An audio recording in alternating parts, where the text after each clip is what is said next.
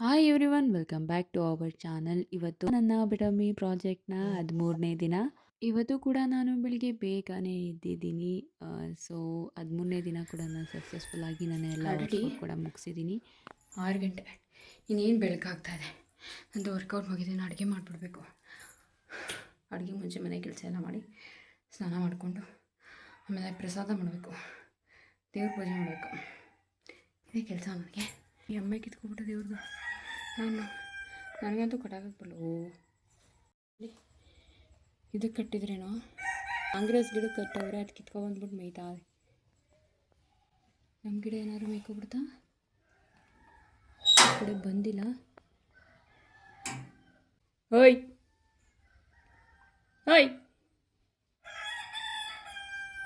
ಏನೋ ಯಾಕೆ ಕಿತ್ಕೊಬಂದಿದ್ಯಾ? ಹೋಗಲ್ಲಿ ನಿಮ್ಮ ಅಮ್ಮನ ಹತ್ರ ಹೋಗೋ. ಅಲ್ಲಿ ಏನು ನೋಡೋದು? ಹೋಗು. ಆ ಎಮ್ಮೆ ಒಂದೇ ನಿಂತೈತೆ, ಅದ್ರ ಮರಿ ಇದು. ಇವತ್ತು ಪಂಚಮಿ ಹಬ್ಬ, ನಾಗರ ಪಂಚಮಿ ಹಬ್ಬ. ಬಟ್ ನಮ್ಮ ಮನೆಗಳಲ್ಲಿ ನಾವು ಹಬ್ಬ ಮಾಡಲ್ಲ ಇದನ್ನ, ಯಾಕಂದರೆ ನಮಗೇನೋ ಅದು ಸಂಪ್ರದಾಯವಾಗಿ ಬಂದಿಲ್ಲ ನಮ್ಮ ಮನೆತನಗಳಲ್ಲಿ. ಹಂಗಾಗಿ ಜಸ್ಟ್ ಮನೆ ಪೂಜೆ ಮಾಡ್ಕೋತೀವಿ ಅಷ್ಟೇ. ಮತ್ತು ಕೆಲವರು ಹಾವುಗಳು ಅವಾಗವಾಗ ಕಾಣಿಸ್ಕೋತಿದ್ರೆ ಮಾತ್ರ ಹೋಗಿ ಹೊರಗಡೆ ಪೂಜೆ ಮಾಡ್ಕೊಂಡು ಬರ್ತಾರೆ. ಎಸ್ಪೆಷಲಿ ನಮ್ಮ ತಾಯಿ, ಅವ್ರಿಗೆ ಹೊಲ್ದ ಹತ್ರ ಎಲ್ಲ ಹೋದಾಗ ಅವುಗಳೆಲ್ಲ ಕಾಣಿಸ್ತೈತಂತೆ ಅಂದ್ಬಿಟ್ಟು ಈ ಹಬ್ಬದ ದಿನ ಯಾರಿಗಾದ್ರೂ ದುಡ್ಡಾದರೂ ಕೊಡ್ತಿದ್ರು, ಅಂದರೆ ಹಾಲು ಎರೆಯೋರಿಗೆ ಅಥವಾ ಪೂಜೆ ಮಾಡೋರಿಗೆ. ಇಲ್ಲಾಂದರೆ ಅವರು ಹೋಗಿ ಪೂಜೆ ಮಾಡ್ಕೊಂಡು ಬರ್ತಾಯಿದ್ರು. ಈ ವರ್ಷ ಏನು ಮಾಡಿದಾರೋ ಗೊತ್ತಿಲ್ಲ. ಸೊ ಅದಷ್ಟೇ ನನಗೆ ಗೊತ್ತಿರೋದು. ಅದು ಬಿಟ್ಟರೆ ನಾವು ಇದನ್ನು ಹಬ್ಬ ಮಾಡೋದಿಲ್ಲ. ಜಸ್ಟ್ ಮನೆಯಲ್ಲಿ ಸರಳ ಪೂಜೆ ಮಾಡೋರು ಮಾಡ್ತಾರೆ. ನಾವು ಅಷ್ಟೇ ಮಾಡೋದು, ಅಂದರೆ ಮನೆಯಲ್ಲಿ ಸರಳವಾಗಿ ಪೂಜೆ ಮಾಡ್ಕೋತೀವಿ ಅಷ್ಟೇ. ಹಾಲು ಎರೆಯೋದು ಅದೆಲ್ಲ ನಾವು ಮಾಡೋಕ್ಕೆ ಹೋಗೋದಿಲ್ಲ. ಹಾಗಾಗಿ ನನ್ನ ಎಲ್ಲ ರೆಗ್ಯುಲರ್ ಕೆಲಸಗಳನ್ನ ಮುಗಿಸ್ಕೊಂಡು ನಾನಿಲ್ಲಿ ಸ್ನಾನ ಮಾಡಿಕೊಂಡು ರೆಡಿಯಾಗಿ ಪ್ರಸಾದವನ್ನು ಕೂಡ ಮಾಡಿಟ್ಬಿಟ್ಟೆ.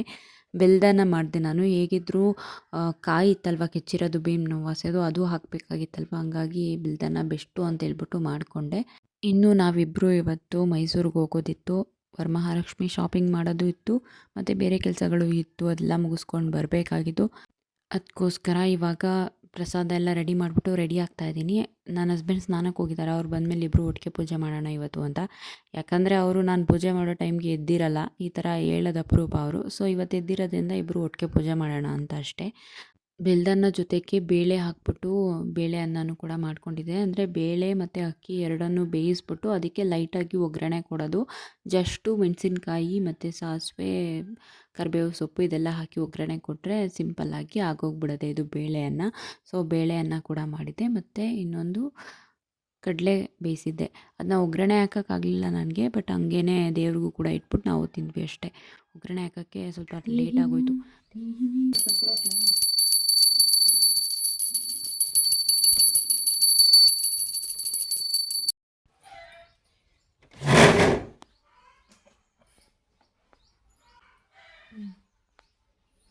ಇವಾಗ ನಾವು ಮೈಸೂರು ತಲುಪೇ ಬಿಟ್ವಿ. ಇದು ಮೈಸೂರು ಬಂದ ತಕ್ಷಣವೇ ನಾನು ವೀಡಿಯೋ ಮಾಡಿರೋದು.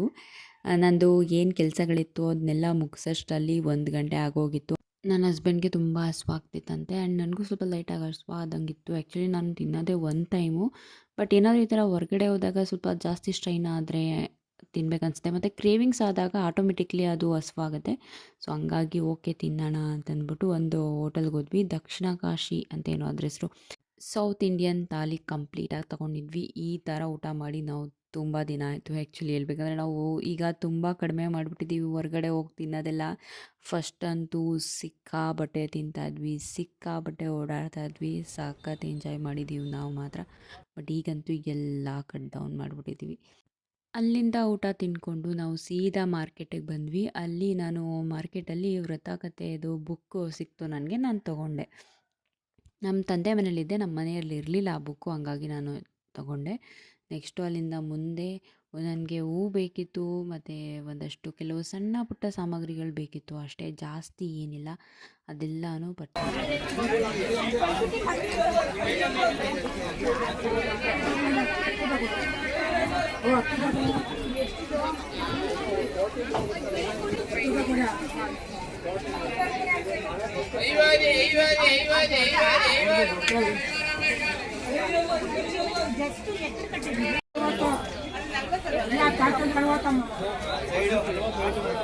ಎಷ್ಟು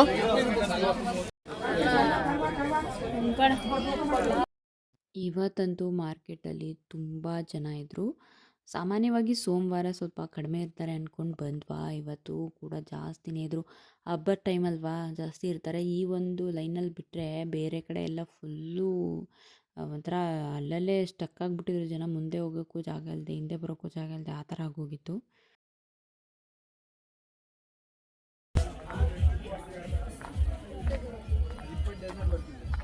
ಪಕ್ಕ ತಗೊಳ್ಳಿ, ಅದು ನೋಡಿ 10 ಡಜನ್ ಬರ್ತದೆ. ಪಕ್ಕ ಬೆಳೆ ತಗೋತೀಯ ಹಾಕೊಳ್ಳಿ. ಎಷ್ಟಿದು ಡಜನ್ ಬೇಕು, ಬಂಡ್ಲಿ ಬೇಕಾ? ಬಂಡ್ಲೆ ಎಷ್ಟಾಗುತ್ತೆ? ಬಂಡ್ಲೆ ತಗೊಬಿಡಿ, ನಿಮ್ಗೆ ಹೋಲ್ಸೇಲ್ ರೇಟ್ ಅದು 400 ರೂಪಾಯಿ. 20 ಡಜನ್ ಬರ್ತದೆ. ಇನ್ನು ಚಿಕ್ಕ ಬಂಡ್ಲೆ ಐತೆ ನೋಡಿ, ಅದು 10 ಡಜನ್ ಬರ್ತದೆ. ಯಾವ್ದಿದು? ಇದೆಷ್ಟು? ಅದು 200 ರೂಪಾಯಿ. ಇದೆ ಕೊಡು. ಒಂದು ದದ್ದಾಗಿರಲ್ಲ ತಾನೆ? ಅದು ಬರಲ್ಲಕ್ಕ, ಅದು ಗಟ್ಟಿ ಬಳೆ ನೋಡಿ ಎಷ್ಟು ಗಟ್ಟಿ ಐತೆ ಅಂತ. 2 ಕಾಲು 2 ಹಾಕೊಳ್ಳ. ಆಮೇಲೆ ಸೈಜ್ ನೋಡ್ಬೇಕು. ಸೈಜ್ ಯಾವ ಸೈಜ್ ಈ ಇದೆ? ಸೈಜ್ ತಗೋಬಿಡಿ, 2 ಕಾಲು ಎಲ್ರಿಗೂ ಆಗೋ ಸೈಜು. ದೊಡ್ಡದಾಗೋಯ್ತು ಇದು ಅದು 2, 4 ಈ ಸೈಜು. ಈ ಸೈಜ್ ಕೊಡ ಹಾಕಿ ನೋಡಿ, ನಿಮ್ಗೆ ನಿಮ್ಮಷ್ಟಾದ್ರೆ ಸಾಕು. ಈ ಸೈಜ್ ಓಕೆನಾ? ಆಗುತ್ತದು ಸಾಕು. ಆಗುತ್ತಾ? ಬಂಡ್ಲ 2 ಬಂಡ್ಲ ಸಾಕು ಆಗುತ್ತೆ. ಒಂದು ಬಂಡ್ಲು ಕೂಡ 2 ಬಂಡ್ಲು ಒಂದು ಕೂಡ. ಬಂಡ್ಲು ಸಾಕು ಆಮೇಲೆ ಅಷ್ಟೇ. ಬೇರೆ ಇದೇನು ಬೇಡವಾ ಲಕ್ಷ್ಮಿಗೆ?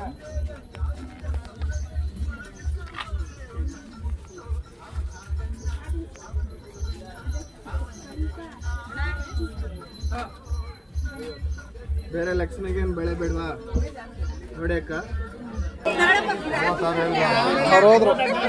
ಶಾಪಿಂಗ್ ಎಲ್ಲ ಮುಗಿಸ್ಕೊಂಡು ಮನೆಗೆ ಹೊರಡೋಷ್ಟರಲ್ಲಿ ಒಂದು 5:15 5:45 ಆಗೋಯಿತು. ನನ್ನ ಹಸ್ಬೆಂಡ್ಗೆ ಕೆಲಸ ಸ್ಟಾರ್ಟ್ ಆಗೋಗಿತ್ತು.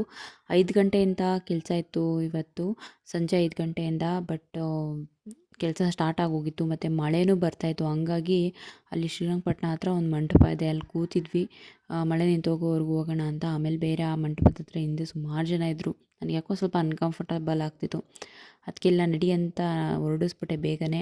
ನನ್ನ ಹಸ್ಬೆಂಡ್ಗೆ ಮೀಟಿಂಗ್ ನಡೀತಾನೆ ಇತ್ತು. ಹಾಗಾಗಿ ಇಲ್ಲಿ ಒಂದು ಹೋಟೆಲ್ಗೆ ಬಂದು ಕೂತ್ಕೊಂಡ್ವಿ ನೆಮ್ಮದಿಯಾಗಿ ಸ್ವಲ್ಪ ಹೊತ್ತು. ಮೀಟಿಂಗ್ ಇಲ್ಲೇ ಅಟೆಂಡ್ ಮಾಡು ಅಂತ ಹೇಳ್ಬಿಟ್ಟು ಅಲ್ಲೇ ಕುಂತಿದ್ದು. ಅವ್ರು ಮೀಟಿಂಗ್ ಅಟೆಂಡ್ ಮಾಡ್ತಾಯಿದ್ರು.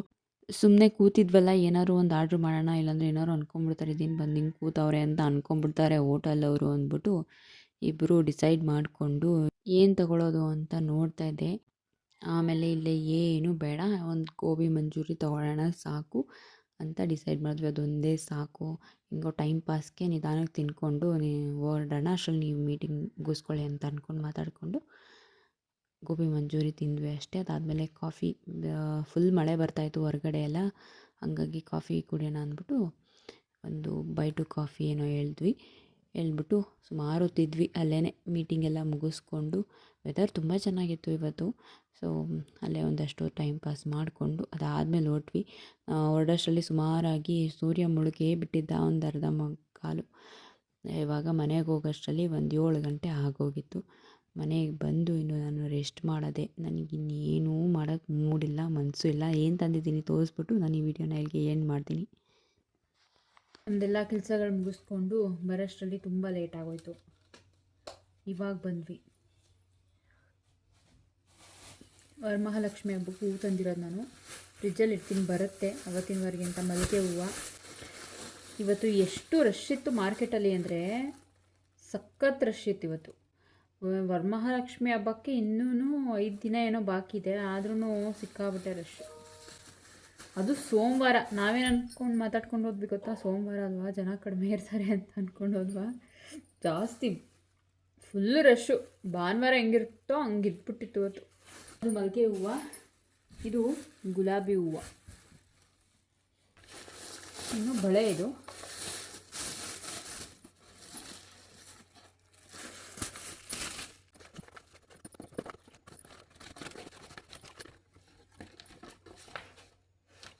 ಎಷ್ಟು ಬಳೆ ಇದೆ ಅಂತ ನೋಡಬೇಕು. ಓಕೆ, ಎಷ್ಟು ಬಳೆ ಇದೆ ಅಂತ ಎಣಿಸ್ಬೇಕು. ಇದು 10 ಡಜನ್ ಇರೋದು ಬಳೆ ಇದರೊಳಗೆ. 10 ಡಜನ್ಗೆ ಇಲ್ಲೆಲ್ಲ ಎಷ್ಟು ಹೇಳ್ತಾರೆ ಗೊತ್ತಾ, ಹಬ್ಬದ ಟೈಮಲ್ಲ 1 ಡಜನ್ಗೆ 35 ರೂಪಾಯಿ ಹೇಳ್ತಾರೆ ಈ ಬಳೆನ. 30-35 ರೂಪಾಯಿ.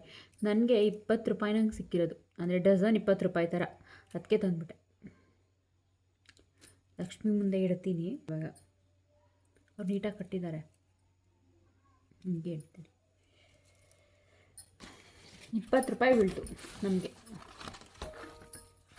ಬಟ್ ನಾನು ಹೋದ ಸಾರಿನೇ ನೋಡಿದ್ದೀನಿ, ಹೋದ ಸಾರಿ ಪಾಂಡವಪುರದಲ್ಲಿ ತೊಗೊಂಡಿದ್ವಲ್ಲ ಅವಾಗೆಲ್ಲ ₹35 ಇದು ಡಿಸೈನ್ ಬಳೆ.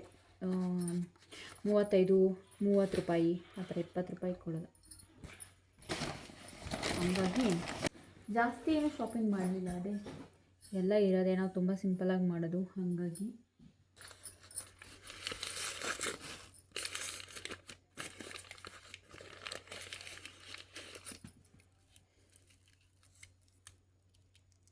ಲಕ್ಷ್ಮೀ ವಿಗ್ರಹ ಇದು ಬ್ರಾಸ್ತಿದು ಚೆನ್ನಾಗಿದೆ, ಆ್ಯಂಟಿಕ್ ಪೀಸ್ ಥರ ಇದೆ, ಆ್ಯಂಟಿಕ್ ಲುಕ್ ಕೊಟ್ಟಿದ್ದಾರೆ. ಲಕ್ಷ್ಮಿ ಕಾಣಿಸ್ತಿದೆಯಾ? ತುಂಬ ತೂಕ ಇದೆ. ಆ್ಯಕ್ಚುಲಿ ನನಗೆ ಗೊತ್ತಿರೋ ಪ್ರಕಾರ ಇದು ಹತ್ತತ್ರ ಅರ್ಧ kg ಮೇಲಿದೆ ಬ್ರಾಸು, ಯಾಕಂದರೆ ತುಂಬ ತೂಕ ಇದೆ. ಅರ್ಧ kg ಮೇಲಿರಬೇಕು, ಗಟ್ಟಿ ಇದೆ. ಇಷ್ಟ ಆಯ್ತು ನನಗೆ. ಪ್ಯಾಕ್ ತೆಗಿತೀನಿ, ತೆಗೆದು ಇದನ್ನ ಶುದ್ಧ ಮಾಡಬೇಕು. ನೋಡೋಣ. ಆನ್ಲೈನಲ್ಲೆಲ್ಲ ತರಿಸೋದು ನಮಗೆ ಕ್ವಾಲಿಟಿ ಮೇಲೂ ನಂಬಿಕೆ ಇರೋಲ್ಲ, ಮತ್ತು ಇನ್ನೊಂದು ಜಾಸ್ತಿ ರೇಟ್ ಇರುತ್ತೆ. ಹಂಗಾಗಿ ಮೈಸೂರು ಲೋಕಲ್ ಶಾಪ್ಗಳಲ್ಲೆಲ್ಲ ಚೆನ್ನಾಗಿ ಸಿಗುತ್ತೆ ಇದು. ಅಲ್ಲೆಲ್ಲ ತಾಮ್ರದ ಅಂಗಡಿಗಳಲ್ಲಿನ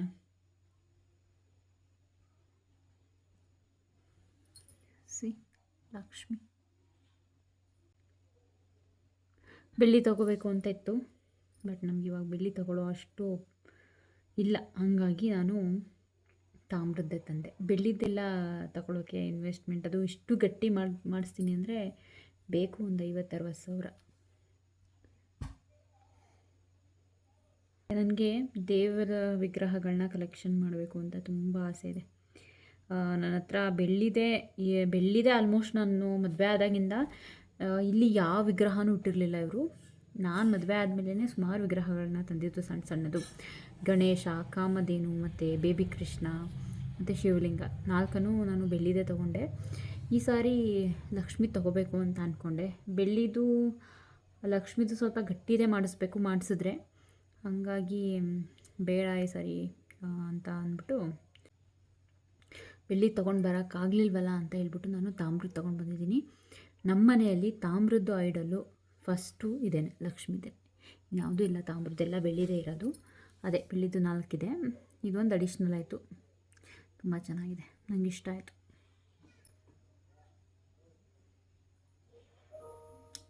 ನನಗೆ ಫೋಟೋಗೆ ಪೂಜೆ ಮಾಡೋದಕ್ಕಿಂತ ವಿಗ್ರಹಗಳಿಗೆ ಪೂಜೆ ಮಾಡೋದು ತುಂಬ ಇಷ್ಟ. ಹಾಗಾಗಿ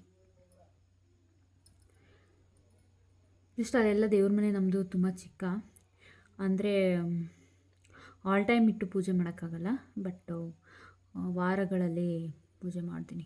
ತುಂಬ ತೂಕ ಇದೆ ಮಾತ್ರ. ಹೋದ ವರ್ಷ ಇದು ನೋಡಿದ್ದೆ, ಅಂದರೆ ಲಕ್ಷ್ಮಿಗೆ ಕಣ್ಣು ಎಲ್ಲ ಬರೆಯೋದು, ಕಣ್ಣು ನಾಮ ಎಲ್ಲ ಇರೋದು ನೋಡಿದ್ದೆ. ತಗೊಳಕ್ಕಾಗಿರಲಿಲ್ಲ, ಅಂದರೆ ಇದು ಕಳ್ಸೋಕ್ಕೆ ಇಡೋದು, ಕಣ್ಣು ಹುಬ್ಬು ಇದೆಲ್ಲನೂ ಕಳ್ಸೋಕ್ಕೆ ಸ್ಟಿಕ್ ಮಾಡೋದು. ಸೊ ಹೋದ ಸಾರಿ ತೊಗೊಳಕ್ಕಾಗಿರಲಿಲ್ಲ, ಹಂಗಾಗಿ ಈ ಸಾರಿ ತೊಗೊಂಡು ಬಂದೆ. ಹೋದ ಸಾರಿ ₹10 ಸಿಗ್ತಾಯಿತ್ತು, ಇವಾಗ ಇದು ಅಂದರೆ 2 ಇದೆ. ಸಿಂಪಲಾಗಿ ಮಾಡೋದಲ್ವಾ, ಜಸ್ಟು ಅಂಟಿಸೋದಿದು ಅಷ್ಟೇ. ಕಣ್ಣು ಹುಬ್ಬು ಟ್ರೈ ಮಾಡ್ತೀನಿ, ಸರಿ ಟ್ರೈ ಮಾಡೋಣ ಅಂತಂದರೆ ಕಾಯಿಗೆ ಅಂಟಿಸೋದಿದು ಅಷ್ಟೇ. ಮುಖವಾಡ ಎಲ್ಲ ಹಾಕಲ್ಲ ನಾನು. ಮುಖವಾಡ ಎಲ್ಲ ನಮ್ಮ ಮನೆಯಲ್ಲಿ ನಮ್ಮಪ್ಪ ಪೂಜೆ ಮಾಡ್ತಾಯಿದ್ದಾಗ ನಮ್ಮಪ್ಪ ಜಸ್ಟು ಕಳಸಾನೆ ಪೂಜೆ ಮಾಡ್ತಾಯಿದ್ರು. ನಮ್ಮ ತಂದೆ ವರಮಹಾಲಕ್ಷ್ಮಿ ಹಬ್ಬ ಮಾಡ್ತಾಯಿದ್ರು, ನಮ್ಮ ತಾಯಿದಿರು ಮಾಡ್ತಿರ್ಲಿಲ್ಲ ನಮ್ಮ ಮನೇಲಿ. ನಮ್ಮಪ್ಪ ವರಮಹಾಲಕ್ಷ್ಮಿ ಹಬ್ಬ ಮಾಡೋರು. ಅವರು ಯಾವುದೇ ರೀತಿ ಮುಖವಾಡ ಹಾಕ್ತಿರ್ಲಿಲ್ಲ, ಸೀರೆ ಹಾಕ್ತಿರ್ಲಿಲ್ಲ, ಏನೂ ಹಾಕ್ತಾಯಿರಲಿಲ್ಲ. ಹಾಗೇ ಸರಳವಾಗಿ ಆಚರಣೆ ಮಾಡೋರು. ನನಗೂ ಅದೇ ಇಷ್ಟ ಆಗುತ್ತೆ. ಬಟ್ ಇದನ್ನು ನೋಡಿದ್ನಲ್ವ, ಕಳ್ಸೋಕೆ ಹಾಕೋಣ ಅಂದ್ಬಿಟ್ಟು ತಂದಿದ್ದೀನಿ, ಟ್ರೈ ಮಾಡ್ತೀನಿ. ಇದು ₹50 ಅನಿಸುತ್ತೆ. ಇದು ನಾರಾಯಣಂದು ಇದೆ, 3 ನಾಮದ್ದು ನಾರಾಯಣಂದು ಇದೆ, ಲಕ್ಷ್ಮಿದು ಇದೆ.